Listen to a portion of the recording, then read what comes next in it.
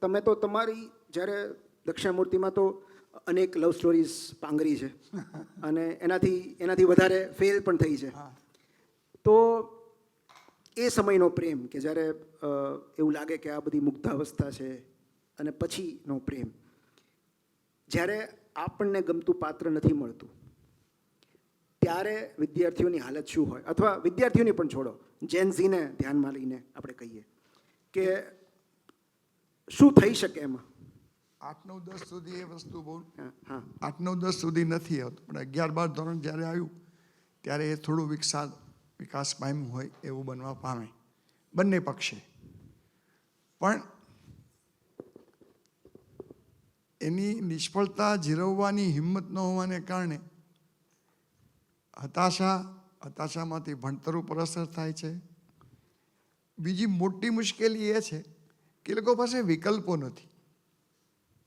એ ઉંમર છે, સ્વાભાવિક છે, આકર્ષણ થવું એ પણ સ્વાભાવિક છે. આજે તો મીડિયા એટલું બધું સ્ટ્રોંગ છે કે એ બધું બહુ સરળતાથી થઈ છે. પણ જો એને ચિત્રમાં, સંગીતમાં, નૃત્યમાં, આ બધામાં રસ, તો એના જે આ બધા વિકારો છે ને એ દૂર થાય. કારણ કે એ ઉંમર એને માટે નથી. એક ચોક્કસ ઉંમર પછી એ પ્રકારની વાતો આગળ ચાલે એ સમજી શકાય એવું છે. પણ આજે એ થોડું વહેલું થઈ ગયું, થોડું આગળ આવી ગયું છે અને એના પ્રશ્નો બહુ છે અને એ સહજ બની ગયું છે બંને પક્ષે. એમાં કશું ખોટું થઈ રહ્યું છે એવી પણ વાત એમના મગજમાં નથી આવતી અને એ સાચું છે એવી સાબિત કરનારી ફિલ્મો બનવા માંડી છે. એટલે એનો પણ બહુ મોટો ઇમ્પેક્ટ છે. જો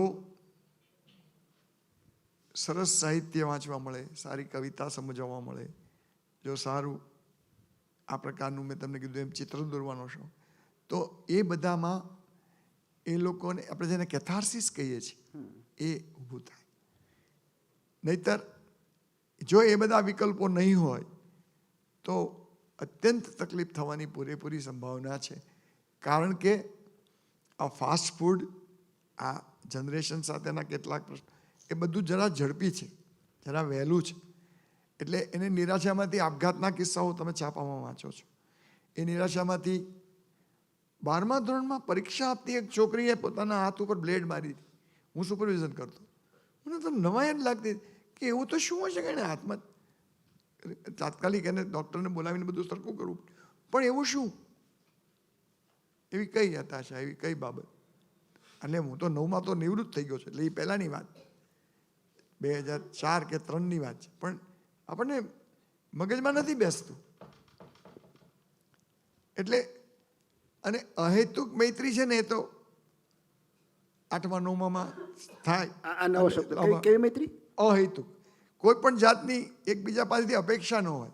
આજે તો શું છે, નાની નાની બાબતમાં બાર્ટન સિસ્ટમ આવી ગઈ છે. હું તને નોટબુક આપું, તારે મને સમોસું ખવડાવવાનું. એટલે આ ભાઈ અને સાહેબ ફ્રેન્ડ્સ વિથ મ્યુચ્યુઅલ બેનિફિટ. હા, એટલે એ જુદું વસ્તુ. પણ અહેતુક મૈત્રી છે ને એ સમય બંધાણી હોય ને તો એ લાંબો સમય ચાલે છે. એટલે પછી પેલા 20-25 વર્ષ પછી યુનિયન થતું હોય છે, વિદ્યાર્થીઓ ભેગા થાય છે, 80ની સાલના પાસ આઉટ ભેગા થાય. એનું કારણ એ છે કે એ વખતની મૈત્રી. પણ એને માટે 2 વસ્તુ થવી જોઈએ. એક તો યોગ્ય વાતાવરણ ઘરમાં પણ હોવું જોઈએ. બીજું, જે બાબતમાં જે ઉંમરે જે સલાહ મળવી જોઈએ એજ્યુકેશનની બાબતમાં, ખાસ કરીને આ બાબત, એ એમને સારી ભાષામાં સરળ રીતે મળે એવી વ્યવસ્થા પણ કરવી જોઈએ. એની સૂગ ઓછી થશે તો ભય ઓછો થશે. બાકી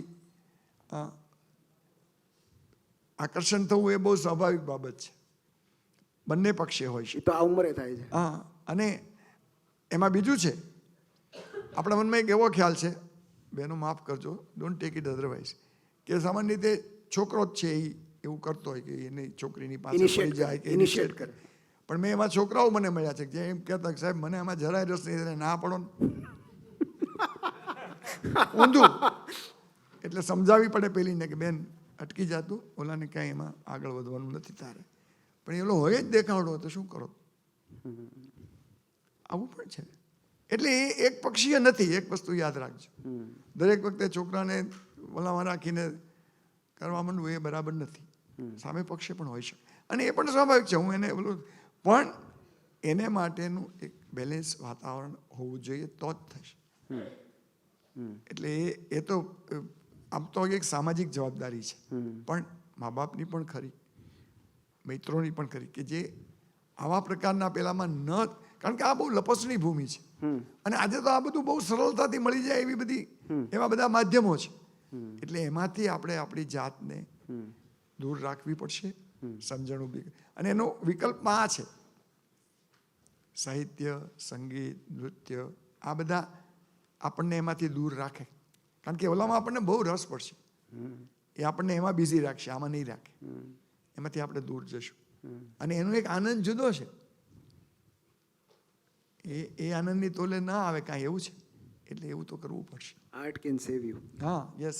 મેં જે આપણે પહેલી સેશનમાં જે ઇમોશનલ ઇન્વેસ્ટમેન્ટની વાત કરીને એ જ વાત સાહેબ કરે છે કે ડાયવર્સિફાય યોર ઇન્ટરેસ્ટ.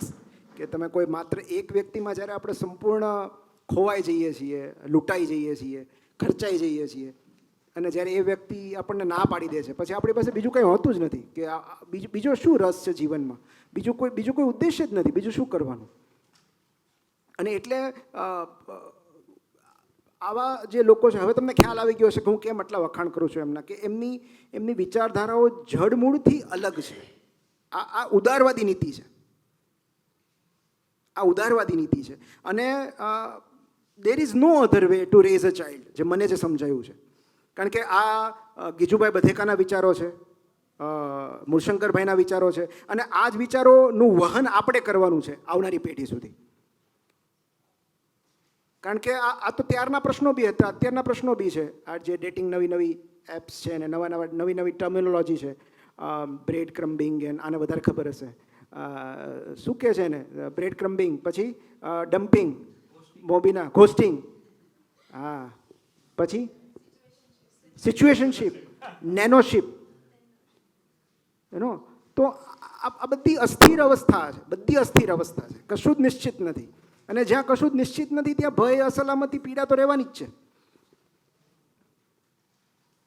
કારણ કે તમે ગમે એટલું અલ્ટિમેટલી એવું કહો કે કેઝ્યુઅલ રિલેશનશિપ છે, પણ કશું જ કેઝ્યુઅલ નથી હોતું.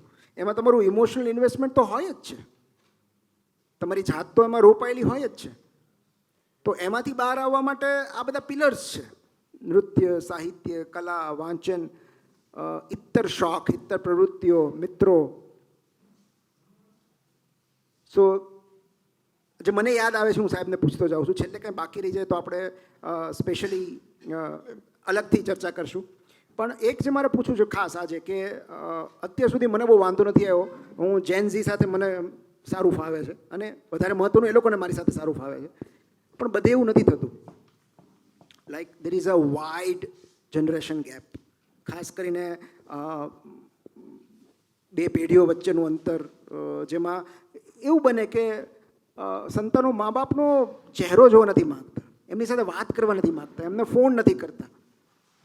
અને આ લોકો પીડાય છે કે મારા બાળકો કેમ મારી સાથે વાત નથી કરતા. ઓકે, કારણ કે એમની વિચારધારા અલગ છે, એમનું કલ્ચર અલગ છે, એમની ટર્મ્સ અલગ છે. તો ઈયા ડેલુલુન હુલુલુન એ બધું કઈ રીતે ત્યાં સુધી પહોંચવું, કઈ રીતે, મતલબ કે આ કેટલીક એવી લોકી ને આ બધી કઈ ટર્મ છે, હે ને. તો ચલો એ તો હજી સમજી લઈએ, આપણે ગૂગલ કરી લઈએ કે આ લોકીનો મિનિંગ શું થાય, ડેલુલુ એટલે શું, બરાબર ને. હા, સોલુલુ, હા, delulu is the only solulu, isn't it. તો આ બધું મેં તો એટલા માટે કે કદાચ કાલ સવારે હજી વૃષ્ટિ આવું બોલતી નથી, પણ એ બોલે તો મને તો સમજાવવું જોઈએ ને કે આ શું છે. હવે એની બેનપણી એને બ્રો કહીને બોલાવે છે. તો હું તો અચંબિત થઈ ગયો. મેં કીધું આ બે બેનપણીઓ એકબીજાને બ્રો કહે છે. પછી મને ખબર પડી કે અચ્છા આ જ રીતે લોકો વાત કરે છે. તો ચલો આપણે એમની નજીક જવાનો ગમે એટલો પ્રયત્ન કરીએ, પણ ક્યારેક એવું થાય કે તેમ છતાં આપણી નિકટતા એમને ખૂંચે. એમનું પોતાનું વિશ્વ. તો આ જનરેશન ગેપ કોઈ પણ સમયે, કોઈ પણ એજ ગ્રુપમાં એક તમારી દ્રષ્ટિએ કઈ રીતે ઘટાડી શકાય? જનરેશન ગેપની એક મજાક કહીને પછી હું એના જવાબ આપું. નિખિલ અને વૃષ્ટિ એ લોકોને વચ્ચે જનરેશન ગેપ બહુ મોટો છે, આના ફાધર અને એની દીકરી, બરાબર છે. પણ છતાં એ લોકોને સૌથી વધુ બને છે ને, સૌથી વધારે બને છે. એનું કારણ શું છે ખબર છે? They have common enemy. એટલે દુશ્મન કા દુશ્મન દોસ્ત હોતા હૈ. દીકરી ફરિયાદ દાદાને જ કરે ને દાદાને કે આ તારો બાપ તો છે જ એવો, ને એને બહુ મજા આવે કે આ મારા બાપાને કોઈ દીકરી. આજે ત્યાંની તો સૌથી મોટો ગેપ ત્યાં છે, પણ છતાં એ લોકોને સૌથી વધુ બને છે ને. મારા દીકરાની દીકરીને હું પૂછું કે અમેરિકા છે કે કોણ તોફાન કરે છે, એનો બાપ જ બતાવે કે એ તોફાન કરે. એટલે એવું તો છે જ. પણ આજે જનરેશન ગેપ છે ને એ કાંઈ આજની સમસ્યા નથી, એ પેઢી દર પેઢી ચાલતી જવાની છે અને એમાં બહુ મોટો ફરક નહીં પડે. એનું મોટું કારણ એ છે, જે મારી દ્રષ્ટિએ હું કહું કે પેરેન્ટ્સ જે છે એ જે પોતે જે કાંઈ પ્રાપ્ત કર્યું છે એ પર્યાપ્ત છે એવું માની લે છે, એ અપડેટ નથી થતા. એટલે એની પછીની પેઢી સાથે એને ગેપ રહે છે. એની વાત સમજવા માટેની, કારણ કે એક વાત યાદ રાખજો પેરેન્ટ્સ જે છે એ લોકોને, કે you have to grow with the child. વાહ, એ તો બહુ જ જરૂરી છે, નહીંતર બહુ તકલીફ થશે. એટલે જો તમે અપડેટ ન રહ્યો અથવા તમારી વાતને જ પકડી રાખો, આમાં એવું છે કે તમે ઓપિનિયન હોલ્ડ કરો છો કે ઓપિનિયન તમને હોલ્ડ કરે છે, એ મહત્વનું છે. ક્યાં વાત હે. ઘણા બધા લોકો ઓપિનિયન એને હોલ્ડ કરતો હોય છે. મારા વખતમાં આપણે પેલા જેઠાલાલમાં કેરેક્ટર એક આવે છે ને કે અમારે જમાને, એવું નથી. એ વખતે બધું સારું હતું ને અત્યારે બધું ખરાબ છે, આ પેઢી બગડી ગઈ છે, અમારા વખતમાં અમે કેવો સંઘર્ષ કર્યો હતો, એવી બધી વાત કરવાનો કોઈ જ અર્થ નથી. એને કારણે કોઈ અસર થશે એવું પણ કદાચ સાંભળી લેશે એટેન્ટિવલી, પણ એની અસર નહીં થાય, કારણ કે એનો કોઈ અર્થ નથી. તમે એ સમય પાછો લાવી દેશો, ચાલો, એ તો શક્ય નથી. તો તમારા સંઘર્ષની કહાની કહીને તમારે કહેવું છે શું? તમારે અપડેટ થવું નથી. એના વિચારોને સ્વીકારવા માટેનું તમારો માનસ નથી કેળવવું, તો જનરેશન ગેપ વધતો જ જાય. મેં કેટલાય ઘરોમાં એવું જોયું છે કે પિતાજી દાખલ થાય ને એટલે સ્મશાનમાં શાંતિ થવા જાય. ડર. આ તે કોઈ રીત છે આપણને? આમ કેમ ચાલે?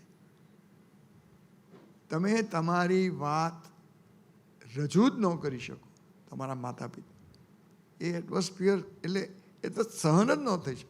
એના કારણે જનરેશન ગેપ વધતો જવાનો. એટલે અભિવ્યક્તિની સ્વતંત્રતા હોવી જોઈએ. અભિવ્યક્તિની મુક્તતા તો હોવી જ જોઈએ. હા, રજૂઆતની એક પેલી ચોક્કસ હોય, એની ના નથી, મર્યાદા. પણ એ કહી શકે એવું તો હોવું જ જોઈએ. પણ એ નથી કહી શકતી. છોકરીઓ તો નથી જ કહી શકતી, બહુ જ ઓછું કહે છે, કારણ કે એ તો સ્વભાવગત મર્યાદા છે એની. બીજું,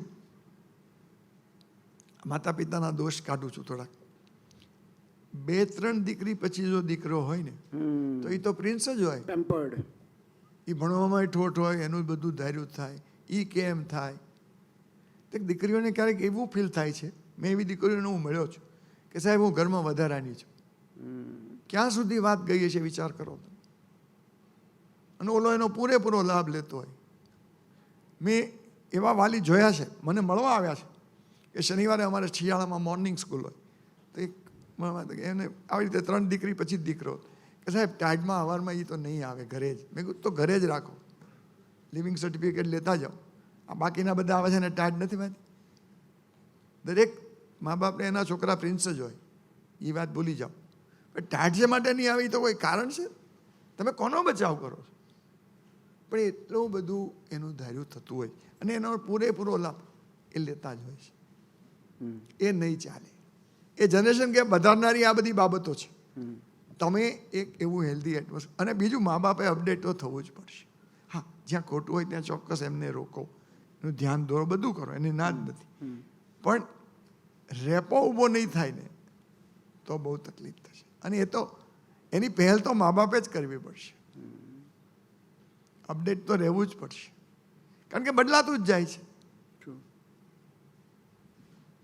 પહેલાં બધું સારું હતું, અત્યારે બધું બહુ બગડી ગયું છે. આપણને છાપાએ સવારના પરમાં નકારાત્મક મન ઊભું કરવાનું કામ કર્યું છે. અને કોને ખબર 6 વાગ્યામાં પહેલાં છાપું જ વાંચવું હોય છે, આપણે સૂર્યોદય જોવો નથી. આ તકલીફ છે આપણી. આપણું માનસ પણ નકારાત્મક બની જાય. બધા એવા જ સમાચારો આવતા હોય ને એવું જ બધું ચાલતું હોય. એટલે કાંઈ કશું દુનિયામાં સારું થઈ જ નથી રહ્યું. એની અસર આપણી વાતચીતોમાં થાય છે. એટલે પેલો જનરેશન ગેપ વધતો જાય છે. બીજું બહુ જ અગત્યનું એક મુદ્દો કહીને પછી મારી વાત અહીંયા પૂરી કરું. દાખલા તરીકે આ ડૉક્ટર છે, હું શિક્ષક છું, તમારામાં કોઈ ઓફિસર છે. તમે જ્યાં કામ કરતા હો એ તમે ઘરે ન લઈ જાઓ અને ઘરે જે કરતા હોય એ ત્યાં ન લઈ જાઓ. બે જુદું છે. તમે શાળાએ તમારું ઘર લઈ જાઓ ને ઘરમાં શાળા, એ તો કાંઈ ચાલતું હશે નહીં. આમિર ખાને બહુ સરસ વાત કરી હતી કે જેકી શ્રોફ મને એમ કહે છે કે મારા દીકરાને એક્ટિંગ માટે કાંઈક સમજાવી, મારા છોકરાઓનું કહું તો કે નહીં હો બાપા, એ રહેવા દો, એક્ટિંગની વાત નહીં, અમે અમારી રીતે કરશું. નથી ગમતું. આ યાદ રાખવાનું છે. તમે એ સ્વીકારો છો? નકાર પણ સ્વીકારવાની તૈયારી રાખવી પડશે. હું કહું એટલે થવું જ જોઈએ, એ જનરેશન ગેપ વધારશે.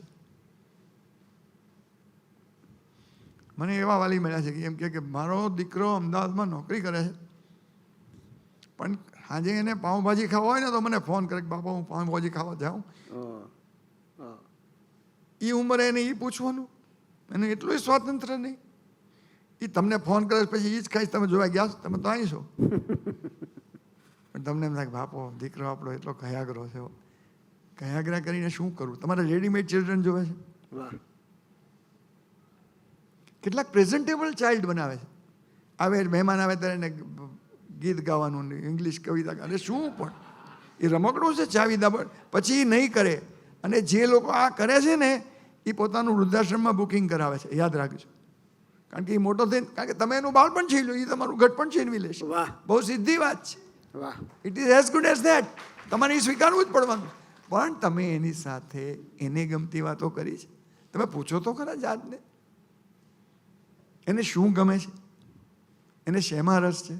જેને એમાં રસ છે એમાં તને લઈ ગયા છો તમે એને, હાલ ભાઈ હું તને ચિત્રના વર્ગમાં લઈ જાઉં, ત્યાં તું બેસ, તને ફાવે. અને એ પછી ન ફાવે તો એ સ્વીકારવાનું છે. મને નથી ગમતું, કાંઈ નહીં, ચાલો આપણે કંઈક બીજું વિચારીએ. પણ તને ન્યા છે મૂક્યા હોય તો કાંઈ કર્યું નહીં. એ બરાબર. આ બધા જ જનરેશન ગેપના માધ્યમો છે. કારણ કે જનરેશન ગેપનું મોટું કારણ, એને પછી પૂરું કરી દઉં, મા બાપના અધૂરા સપના સંતાનો ઉપર થોપવાને કારણે જનરેશન ગેપ વધે છે. એ તમારા અધૂરા સપના પૂરા કરવા આવ્યો છે, આવી છે. તમારી કરતાં એ આગળ નીકળી જાય એવું બને ને. તમે જે નહોતા એ સમય એ હોય એવું બને ને. તો એ તો સ્વીકારો. પેલું બાપા દીકરાને કહેતો હોય છે ને કે અમે કે તારી જેવડા હતા ને ગામમાં લેવા જઈએ ને આ બધું તો કે અડધો કલાકમાં લઈને વયા. એ કે ત્યારે ક્યાં સીસીટીવી કેમેરા હતા. એવું ન થાય એવો જવાબ એ તૈયાર રાખજો.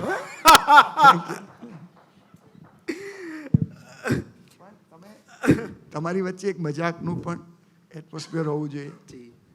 રિસ્પેક્ટ. આમાં છે ને શિક્ષક વિદ્યાર્થીમાં પણ આ યાદ રાખવાનું છે. અમારા દક્ષિણામૂર્તિનો એક વિદ્યાર્થીએ મને બહુ સરસ વાત કરી. એ કે સાહેબ આપણે છે ને એવું છે કે રિસ્પેક્ટ રાખવાનું, ડિસ્ટન્સ નહીં. વાહ. અને આજે ઊંધું છે. ફરીવાર રિસ્પેક્ટ રાખવાનું, ડિસ્ટન્સ નહીં. આજે ઊંધું થઈ ગયું છે એટલે પ્રશ્નો છે. જો એ ન થાય તો કોઈ પ્રશ્ન નથી. જે છોકરાઓ જે પ્રેમથી મળે છે એ પૂરતું છે. પછી પણ એ કરવું પડશે. વાલીઓએ જાગૃત વધુ રહેવું પડે. કારણ કે જનરેશન ગેપની શરૂઆત તો ત્યાંથી જ થાય. એ પોતે યાદ રાખવાનું કે એના મા બાપ સાથે એને જનરેશન ગેપ હતો કે નહીં, તો કેમ થયું હતું, કેમ ટેકલ થયું હતું, એ બધું ધ્યાન રાખીને કરો તો ઓછું થશે. એટલે મેં બે વાત ઓબ્ઝર્વ કરી છે. એક તો જો મેં અમુક ઉંમર પછી છે ને બાળક ટીનેજમાં આવે ને પછી એ લોકોને પેરેન્ટની જરૂર નથી હોતી. They need friends. એટલે જો મારે એના મિત્ર બનવું હોય તો મારે બહુ સમયસર પેરેન્ટિંગ સ્કીનમાંથી બહાર આવવું પડશે. અને પેરેન્ટિંગ સ્કીનમાંથી બહાર આવવું એટલે મારે મારા જજમેન્ટ અને ક્રિટિસિઝમ છોડી દેવા પડે. કારણ કે નહીતર એ મારી સાથે શેર નહીં કરે, એની બહેનપણી સાથે શેર કરશે. કારણ કે એની બહેનપણી એને જજ નહીં કરે, એનો ભાઈબંધ એને જજ નહીં કરે, પણ મારા મોઢામાંથી ક્રિટિસિઝમ નીકળી જશે કે આવું ન કરાય. કારણ કે ધીરે ધીરે લોકો ઇન્ડિપેન્ડન્ટ થવા લાગે ને પછી એમને એવું સમજાય કે પપ્પાને તો એવું જ લાગે છે કે હું જે કરું એ ખોટું છે. મારી દરેક વાતમાં વાંધો વિરોધ હોય તો હું એમને શું કામ કહું. હવે જ્યારે આવી માન્યતા સાથે એ મોટું થાય ને ત્યારે એ કાંઈ શેર ન કરે. અને એટલે જ મેં એવું એક પ્રયત્ન હું કરું છું કે બિનજરૂરી સલાહ નથી આપતો. મેં મારી દીકરીને બોધ આપવાનું જ છોડી દીધું છે. આઈ am there as a friend. મને શું લાગે છે એ પૂછશે તો હું કહીશ કે બેટા મારી દૃષ્ટિએ આમાં આવું હોવું જોઈએ. Otherwise I am there with you. તારી બાજુમાં છું. હવે સ્ટિયરિંગ તારા હાથમાં છે, તારા જીવનનું. તું જા, હું તારી બાજુમાં જ છું. મને એવું લાગશે કે તું ખોટી દિશામાં છે તો હું તને કહીશ કે બેટા આ રસ્તો નહોતો લેવાનો. પણ તું ભૂલી પડીશ તો સાચી દિશા કઈ છે એ બતાવવા માટે હું તને છોડી નહીં દઉં. હું તારી બાજુમાં જ છું. So even if you fail I am there, don't worry. પણ before you enter this road મારે તને કહેવું જોઈએ, મારી ફરજ છે કે બેટા આ રસ્તો મને યોગ્ય નથી લાગતો. કારણ કે અમુક રસ્તા સાચા છે કે ખોટા એ આપણે નથી જાણતા. બેઝિકલી આપણે ક્યારેક એમને આપણી ઇન્સિક્યોરિટીઝ ભેટમાં આપીએ છીએ, આપણા ભય ભેટમાં આપીએ છીએ, આપણી નિષ્ફળતાઓ ભેટમાં આપીએ છીએ. આપણને એવું લાગે છે કે આ મારા સંઘર્ષ હતા એટલે મારા સંઘર્ષમાંથી આ પસાર ન થાય. પણ હકીકતમાં દરેક યુગના સંઘર્ષો અલગ હોય છે. તો કદાચ જો આપણે ક્રિટિસાઇઝ કરવાને બદલે એમને 3 E's છે, એમ્પથી, ઇયર્સ એન્ડ એન્કરેજમેન્ટ. જો આપણે પ્રેક્ટિસ કરી શકીએ તો આઈ થિંક ગેપ ઘટી શકે. અને બીજી સૌથી અગત્યની વસ્તુ જે મેં મારા પપ્પા સાથેના સંબંધમાં અનુભવી છે કે સંતાન અને મા બાપ વચ્ચે એક કોમન ઇન્ટરેસ્ટ હોવો બહુ જરૂરી છે. એક કોમન ઇન્ટરેસ્ટ, એ કંઈ પણ હોઈ શકે. મ્યુઝિક હોઈ શકે, સ્પોર્ટ્સ હોઈ શકે, લિટરેચર હોઈ શકે, પ્રવાસ હોઈ શકે, કંઈ પણ. કારણ કે એક કોમન ઇન્ટરેસ્ટ એ બંનેને જોડી રાખે છે. તમે મ્યુઝિક કન્સર્ટમાં જાઓ અને તમને એમ થાય કે આ કોન્સર્ટમાં તો મમ્મી હોવી જ જોઈએ, મમ્મી વગર આ કોન્સર્ટ સાંભળવાની મજા નહીં આવે. તો એ કોમન ફેક્ટર છે જે તમને તમારા માતા પિતા સાથે જોડી રાખે. તમે કોઈ મેચ જોવા જાઓ ને તમને એમ થાય કે યાર આમાં પપ્પા હોય તો બહુ મજા આવે. તમે કોની સાથે ડિસ્કસ કરો આ બધી વાતો? તો ગમતી પ્રવૃત્તિઓ ગમતા લોકો સાથે શેર કરવાની વાત જ આ છે ને બધી, કે મને જે ગમે છે એ હું કોની સાથે શેર કરું. સો આઈ થિંક એવું એક કોમન ઇન્ટરેસ્ટ હોવું જોઈએ કે જેમાં એ રસ લે છે એમાં ક્યાંક આપણે પણ એમને પૂછીએ. અને એક 2 જ લાઇનમાં હું આને સમઅપ કરી દઉં કે be interested. That's it. If you ask me કે ગેપ કઈ રીતે ઘટાડવો, be interested, be genuinely interested. અને ગુજરાતીમાં તો એક જ શબ્દ છે, પછી.